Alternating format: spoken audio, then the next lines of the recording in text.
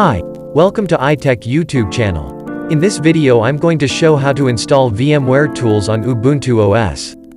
First, turn on your Ubuntu virtual machine and open Terminal. Enter the following commands. You can find the command in the description. For this task you must have internet connection to your Ubuntu OS.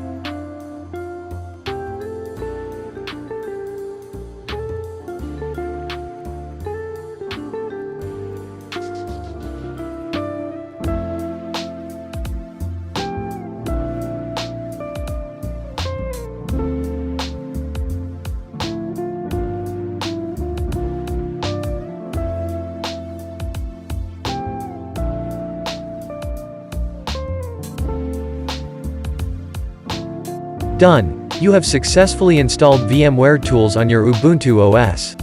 If you want to check the installation done or not, you can use this command. Don't forget to like and subscribe the channel, and share the knowledge with your friends.